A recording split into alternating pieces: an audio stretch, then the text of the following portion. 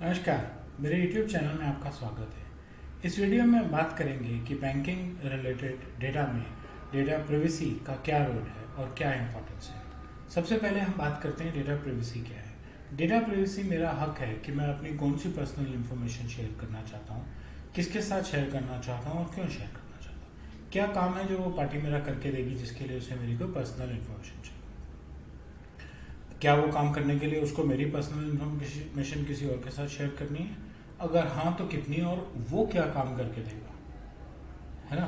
तो मेरी personal information मैं किस किस के साथ किस किस काम के लिए शेयर करना चाहता हूँ, ये मेरे कंट्रोल में है, मेरा हक है, मेरे परमिशंस हैं, जिसे हम डेटा प्राइवेसी की दुनिया में कंसेंट मैनेजमेंट भी कहते हैं। और आगे चल के हम उस पर और बहुत डिटेल डिस्कस करेंगे आगे वाले यूट्यूब वीडियोज़ में। और डेटा प्राइवेसी मुझे वो कानून की रक्षा देती है कि अगर मेरा डेटा कहीं गलत तरीके से इस्तेमाल हो रहा है, गलत जगह पे पाया जा रहा है, बिना मेरी इजाज़त के शेयर हो रहा है, तो मैं अपने आप को कैसे बचा सकूं। आइए अब बैंकिंग में बात करते हैं। आप बैंक में खाता खोलने जाएंगे, चाहे आप सेविंग अकाउंट खोलें, चाहे आप करंट अकाउंट खोलें, चाहे आप फिक्स डिपॉजिट या किसी भी किस्म का डिपॉजिट बनाएं बैंक में, बैंक वाले आपकी पर्सनल डिटेल मांगेंगे और आपके जॉइंट अकाउंट होल्डर की पर्सनल डिटेल मांगेंगे। ये दो डिटेल्स तो बैंक को चाहिए। ठीक है। आप क्रेडिट कार्ड लेने जाएंगे तो भी ये डिटेल उनको चाहिए। उसके अलावा वे जानना चाहते हैं कि आप कहाँ काम कर रहे हैं, क्योंकि उनको आपकी इनकम चाहिए, क्योंकि आपकी इनकम के बेसिस पे वो ये तय करेंगे कि आपके कार्ड की लिमिट क्या सेट की जाए, है ना। और अगर आप लोन लेना चाहते हैं, आपको घर खरीदना है, आपको गाड़ी खरीदनी है, आपके पास ऑलरेडी कोई ऐसा एसेट है और पैसों की ज़रूरत है, आप उसको गिरवी रख के लोन लेना चाहते हैं, तो भी आप फॉर्म भरेंगे। अब आपकी पर्सनल डिटेल चाहिए, आपकी बैंकिंग डिटेल चाहिए, क्योंकि अगर आप उसी बैंक में अकाउंट आपका नहीं है जिस बैंक से आप लोन ले रहे हैं, तो फिर उस बैंक को तो डिटेल चाहिए कि आपका अकाउंट कहाँ है और वहाँ आप कैसे काम करते हैं, है ना। आपकी एम्प्लॉयमेंट डिटेल्स, क्योंकि यहाँ भी मुझे आपकी इनकम चाहिए, इनकम का प्रूफ भी चाहिए। आपके एसेट्स की डिटेल्स कि आप क्या एसेट मुझे दे रहे हैं, आपने कब खरीदा, कैसे खरीदा, उसमें और ओनरशिप किस किस की है ना। तो ये सारी इंफॉर्मेशन बैंक वाले आपकी इकट्ठा करते हैं। आपको लोन मिला या नहीं मिला, आपको कार्ड मिला या नहीं मिला, आपको जो लिमिट मिली वो आपकी पसंद की थी या नहीं थी, लेकिन ये सारी इन्फॉर्मेशन जरूर बैंक वाले आपसे लेते हैं हर एक एप्लीकेशन के टाइम पे। और लोन के टाइम पे वो आपसे 2 रेफरेंसेस भी लेते हैं, यानी कि अब आप अपने 2 जानकारों का फ़ोन नंबर अपने बैंक वालों के साथ शेयर कर रहे हैं। ठीक है। तो एक्चुअली तो आपके पास उनका भी कंसेंट होना चाहिए, या आपको उनको बता देना चाहिए कि आपका नंबर हम शेयर कर रहे हैं और क्यों शेयर कर रहे हैं। अब बात आती है कि इन्फॉर्मेशन जो बैंक में पड़ी है, क्या इसको ब्रीच किया जा सकता है? टेक्निकली हाँ किया जा सकता है। टेक्निकल ब्रीच फिशिंग अटैक से, हैकिंग से और अनलॉक्ड बैंकिंग एप्लीकेशन से। आपके फ़ोन पे बैंकिंग ऐप खुली रह गई, आपका फ़ोन किसी के हाथ लग गया, आप किसी बैंकर की डेस्क पे बैठ के काम कर रहे हैं, उसके साथ कुछ बात कर रहे हैं और वो डेस्क पे स्क्रीन खुली छोड़ देता है। कोई बैंकिंग एजेंट है, कोई थर्ड पार्टी है जो बैंक रिलेटेड डेटा लेके घूम रही है और स्क्रीन खुली छोड़ देती है। आपके यूज़र डिवाइसेस, आपके मोबाइल्स और आपके लैपटॉप्स। अगर कोई मेल किसी को फॉरवर्ड की जा रही है और गलती से गलत एड्रेस पे चली गई और उस ईमेल के अंदर कोई बैंक रिलेटेड इन्फॉर्मेशन है, तो वो भी एक टेक्निकल पॉइंट ऑफ ब्रीच है। बाकी हैकिंग और अगर डेटा सिक्योर ही नहीं रखा हुआ बैंकर्स ने, तो वो तो एक अपने आप में एक बहुत बड़ा इशू है। नॉन टेक्निकल ब्रीच भी हो सकता है डेटा का, जो ज़्यादा इम्पोर्टेंट है। Third party agencies, collection agents, processing agents. Application form में ही ले लीजिए, आप मॉल में घूम रहे हैं, आपको कोई रोकता है और कहता है sir credit card application. Airport पर जा रहे हैं, कम से कम 4-5 बैंकों के काउंटर होते हैं जो आपके लिए क्रेडिट कार्ड देने को तैयार है, आपसे आपकी पूरी जानकारी लेती है। वो बैंक का एम्प्लॉय नहीं है, वो एक थर्ड पार्टी कॉन्ट्रैक्टर है। वो आपसे एक बैंक के नाम से आपकी पूरी जानकारी ले रहा है। वो जानकारी सिर्फ बैंक के पास नहीं है। और वो फॉर्म हो सकता है बैंक वाले खुद प्रोसेस भी ना करें, किसी और से प्रोसेस करें। मेरे साथ ऐसा हुआ कि मुझे व्हाट्सएप आया कि हम फलाने बैंक से हैं और आपको क्रेडिट कार्ड देना चाहते हैं। उन्होंने मुझसे मेरे पैन नंबर और कुछ डिटेल्स लिए और मुझे क्रेडिट कार्ड की लिमिट बताई। मुझे वो लिमिट अच्छी नहीं लगी, मैंने कार्ड लेने से मना कर दिया। उन्होंने हाथ क्या कहा, कोई बात नहीं सर, हम आपको दूसरे बैंक से कार्ड दे देते हैं। पर ऐसे कैसे हो सकता है? अगर आप एक बैंक में नौकरी कर रहे हैं तो दूसरे बैंक का कार्ड आप कैसे इशू करेंगे? ये बात कहते ही उन्होंने मेरे को जवाब देना बंद कर दिया, क्योंकि वो बैंक में नहीं थे, वो बैंक के सेलिंग एजेंट थे। तो जिस बैंक ने उनको डेटाबेस दी और कहा कि इन कस्टमर्स को हमारा क्रेडिट कार्ड ऑफर करें, उनके लिए ध्यान देना ज़रूरी है कि उनके नाम से जो इन्फॉर्मेशन कलेक्ट की जा रही है वो सिर्फ उनके लिए नहीं, किसी और के लिए भी इस्तेमाल हो रही है। है ना। और कलेक्शन एजेंट्स, कल को आपकी इंस्टॉलमेंट आगे पीछे हो जाती है और आपको तंग करते हैं, तो वो कलेक्शन एजेंट्स जो हैं वो भी आपकी इन्फॉर्मेशन रखते हैं। बल्कि क्रेडिट कार्ड वाले तो 3-4 एजेंसीज को नंबर दे देते हैं कि यहाँ से पैसे नहीं आ रहे भाई, तुम सब जाके इनके पीछे पड़ जाओ, ठीक है। और जो पैसे ले आएगा वो लाके रेफरेंस नंबर देते हैं और उसको कमीशन मिलेगी। उस वजह से ये एजेंसीज आपके पीछे पड़ जाती हैं और कभी कभी बहुत ह्यूमिलेट भी करती हैं छोटी छोटी पेमेंट्स के लिए। बैंक के इंटरनल थ्रेट्स, नॉन टेक्निकल, जैसे टेक्निकल में हमने कहा कि लैपटॉप स्क्रीन पे खुला हुआ है। नॉन टेक्निकल आप किसी भी बैंक में जाइए, खास करके शनिवार को जाइए, रश बहुत होता है, आप किसी के काउंटर पे बैठिए, वहाँ किसी और कस्टमर के कागज भी पड़े होंगे, आप बड़े आराम से उसकी डिटेल देख सकते हैं। आपके हाथ में कैमरा, आप फोटो खींच सकते हैं, कैमरा सबके हाथ में है, सबके पास फोन है, पर्सनल डिटेल गई, ब्रीच हो गया, है ना। तो ऐसे नॉन टेक्निकल ब्रीचेस भी बैंक्स में पॉसिबल हैं। जो हायर लेवल टेक्निकल चीज़ें हैं वो तो बैंक बहुत सेफ रखता है, लेकिन ये छोटी छोटी चीज़ें हैं जो काउंटर्स पे और टेलीफोन कॉल्स पे पता नहीं लगती हैं। हालांकि बहुत सुधार इनमें भी आ रहा है। इससे कंज्यूमर को क्या फ़र्क पड़ता है? बहुत फ़र्क पड़ता है। एक और पॉइंट जहाँ से मेरा पर्सनल फ़ोन नंबर लीक हो गया, अब मुझे फिर कोई भी तंग कर सकता है मार्केटिंग के लिए, कोई भी मेरे घर के एड्रेस पे आके मुझे तंग कर सकता है। ये दो बड़ी स्टैंडर्ड चीज़ें हैं, लेकिन जो लोन चेकर्स हैं वो मेरे एम्प्लॉयर के पास जा सकते हैं। मुझे लोन देंगे या नहीं देंगे, लेकिन मेरे एम्प्लॉयर को और मेरे पड़ोसियों को जरूर बताएंगे कि मैंने लोन के लिए अप्लाई किया है ना।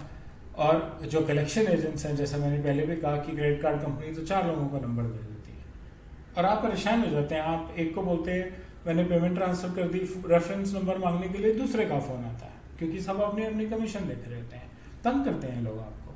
तो ये थोड़ी इंपॉर्टेंट चीज़ें हैं जो बैंकिंग स्पेसिफिक एक आदमी को तंग करती हैं अगर बैंकर्स के से यहाँ से इंफॉर्मेशन चोरी होती है या लीक होती है। बैंकर्स के लिए सेफगार्ड क्या है? डेटा मिनिमाइजेशन, कम से कम डेटा कलेक्ट कीजिए, जो नहीं चाहिए वो मत लीजिए। मेरा सेविंग अकाउंट खोलने के लिए आपको ये जानना ज़रूरी नहीं है कि मेरे परिवार में कितने लोग हैं, ये जानना ज़रूरी नहीं है मेरे बच्चे कितने बड़े हैं और किस स्कूल में पढ़ते हैं, तो ये इन्फॉर्मेशन मत लीजिए, है ना। आप जो भी इंफॉर्मेशन ले रहे हैं उसका पर्पस क्लियर होना चाहिए और मेरा कंसेंट होना चाहिए। इंपॉर्टेंट ये है कि आपके फॉर्म पे बहुत कुछ लिखा हुआ है और मैंने साइन कर दिया तो मैंने कंसेंट दे दिया, लेकिन जो आपकी एजेंसी वहाँ खड़ी है मेरे से फॉर्म भरवा रही है, क्या आपका उनके साथ एक अच्छा थर्ड पार्टी कॉन्ट्रैक्ट है कि वो मेरा वो फॉर्म फोटोकॉपी करके किसी और को नहीं दे रहे? इसलिए आपके एम्प्लॉयज़ की एजुकेशन बहुत इंपॉर्टेंट है। और इसमें भी मेरे पास एक बहुत अच्छा एग्जाम्पल है कि आपका लोन अगेंस्ट सिक्योरिटीज़ के अगेंस्ट 30-31 तारीख को इंटरेस्ट लगता है और 2 तारीख को आपको इंटरेस्ट पे करने के लिए फ़ोन आता है। जब फ़ोन आता है आप फ़ोन उठाते हैं, आपका नाम वेरीफाई किया जाता है, आपसे आपका अकाउंट नंबर वेरीफाई किया जाता है। जब आप हाँ कर देते हैं तो आपको पता लगता है कि वो कह रहे हैं कि अच्छा नहीं सर, इंटरेस्ट तो आपका जमा हो चुका है। तो आप कहते हैं कि जब जमा हो गया तो मुझे फ़ोन क्यों किया? तो मुझे 2 बार ऐसे जब मेरे साथ हुआ तो मैंने उनसे पूछा कि जब मैं ब्याज दे चुका हूँ तो आप मुझे फ़ोन क्यों कर रहे हैं? तो उन्होंने कहा सर आपको फ़ोन इसलिए कर रहे हैं कि हमारा सिस्टम ये कहता है कि हमने फ़ोन नंबर डायल करके दे दिया है, जब वो आदमी फ़ोन उठाएगा तो आपको उसका नाम और अकाउंट नंबर पता लगेगा। उससे पहले ऑपरेटर को नाम और अकाउंट नंबर भी नहीं पता, फ़ोन नंबर भी ऑपरेटर को नहीं पता। और उसके बाद जब वो अपना अकाउंट नंबर और नाम वेरीफाई कर देगा तब वो आपको बताएगा कि इनका इंटरेस्ट आना पेंडिंग है इसलिए फ़ोन किया है, या इनका इंटरेस्ट आ गया, इनको थैंक यू करने के लिए फ़ोन किया। थैंक यू करने के लिए फ़ोन करते नहीं है वो, फ़ोन वो यही सोच के करते हैं कि इंटरेस्ट चेक कर रहे हैं, लेकिन ज़रूरत पड़ने पे वो थैंक यू करके फ़ोन काट देते हैं। लेकिन अच्छी बात यह है कि जब तक मैंने फ़ोन नहीं उठाया तब तक उस ऑपरेटर को ये नहीं मालूम कि फ़ोन किसको किया है, फ़ोन नंबर क्या है और उसका अकाउंट नंबर क्या है। और जब तक मैंने वो दोनों चीज़ें वेरीफाई नहीं करी हैं तब तक उसको मेरी इंटरेस्ट की सिचुएशन भी नहीं मालूम। ये एक अच्छा कदम है छोटा सा, जो 2 बैंक्स के साथ मैं एक्सपीरियंस कर चुका हूँ कि उन्होंने मेरे डेटा को बहुत बहुत सीक्रेट और बहुत बहुत प्राइवेट रखा। डेटा स्टोरेज बहुत इंपॉर्टेंट है, encrypted, strong passwords, multifactor authentication, data anonymisation, data की इंक्रिप्शन इस तरह से कि पूरा डेटा एक साथ नहीं पड़ा हुआ, अलग अलग जगहों पे पड़ा है। अगर एक हिस्से में हैकिंग हो भी जाती है तो पूरा डेटा बाहर नहीं जाता। अगर कोई डिक्रिप्ट भी कर लेगा तो भी उसको नहीं पता कि वो डेटा है किसका, है ना। बैंकिंग में एडिशनल चीज़ होती है regular security checks, technical IT security checks. उसके अलावा फाइनेंशियल ऑडिट्स होते हैं, लेकिन आईटी के सिक्योरिटी चेक्स बहुत ज़्यादा होते हैं, सिर्फ इसलिए कि डेटा लीक ना हो जाए, डेटा गलत जगह शेयर ना हो जाए। और क्या सेफगार्ड्स हैं बैंक्स के पास? स्टैंडर्ड अपने प्राइवेसी नोटिस पब्लिश कीजिए टाइम टू टाइम, अपने ब्रीचेस पब्लिश कीजिए, अपने जो कॉन्ट्रैक्ट्स हैं थर्ड पार्टीज़ के साथ, एम्प्लॉयज़ के साथ, वो बहुत स्ट्रिक्ट होने चाहिए। आपकी डेटा कलेक्शन एजेंसीज हैं, वो फॉर्म भरवाने के बाद सिर्फ बैंक में आ रहा है, वो फॉर्म भरवाने के बाद डेटाबेस में चलने के बाद डिस्ट्रॉय हो रहा है या लॉक एंड की में ढंग से स्टोर हो रहा है, ये इम्पॉर्टेंट है। थर्ड पार्टी मार्केटिंग एजेंसीज के लिए इम्पॉर्टेंट है ना। आप अपनी प्रिवेसी पॉलिसीज़ अपनी वेबसाइट पर पब्लिश कीजिए, जिससे कि लोग वहाँ पर जाके आपकी प्रिवेसी पॉलिसीज़ को देख सकें और अपने आप को तसल्ली दे सकें कि सब कुछ ठीक है। मैंने चेक किया है, हिंदुस्तान के हर एक बैंक की प्रिवेसी पॉलिसी उनकी वेबसाइट पे अवेलेबल है। आप आराम से गूगल करके किसी की भी पॉलिसी देख सकते हैं। और अगर फिर भी कहीं से ब्रीच मिल जाए तो आपने क्या एक्शन लिया, वो बहुत इम्पोर्टेंट है। नौकरी ले लेना, फाइनेंशियल पेनल्टीज लगा देना एक पार्ट है उसका। जो ज़्यादा इम्पोर्टेंट है वो ये है कि वैसा ब्रीच दोबारा ना हो, ना वो गलती उस आदमी से हो और ना ही कोई और वही गलती दोबारा कर सके। और आपने सबको बताया है, मुझे बताया है कि मेरा ये पर्सनल इन्फॉर्मेशन गलती से बैंक की वजह से ऐसे ब्रीच हो गया है, जिससे कि मैं अपने आप को सुरक्षित रख सकूं। उससे आप मेरा कॉन्फिडेंस गेन करते हैं और मुझे अच्छा लगता है कि मेरे बैंक से गलती तो हुई, लेकिन मेरा बैंक अपनी गलती मानता भी है और सुधारता भी है। हिंदुस्तान में बैंकिंग सेक्टर में बहुत से कानून और रेगुलेशंस और गाइडलाइंस कई सालों से हैं। इंफॉर्मेशन टेक्नोलॉजी एक्ट, आरबीआई की guidelines, banking codes and standard boards of India, UPI payments की guidelines, payment and settlement systems act of 2007, digital personal data protection of 2023, इन सब एक्ट्स और इन गाइडलाइंस में बहुत सारी तरीके हैं जिनसे कि अगर कभी आपकी कोई पर्सनल इन्फॉर्मेशन बैंक की वजह से इधर उधर हो जाए, लीक हो जाए, तो आप अपने आप को कैसे सेव गार्ड कर सकते हैं। बैंकिंग के बारे में मेरे पास अभी यही जानकारी है। मुझे उम्मीद है कि आपको अच्छी लगी होगी। प्लीज़ लाइक और बेल बटन दबाएं, मेरे चैनल को सब्सक्राइब करें, जिससे कि आपको डेटा प्राइवेसी पे और जानकारी मिल सके। और अगर आपके पास भी कोई बैंकिंग एक्सपीरियंस है जिसमें आपको लगा कि बैंक ने आपके डेटा को बहुत अच्छा हैंडल किया, तो अपने फीडबैक में कमेंट सेक्शन में ज़रूर डालिए। धन्यवाद।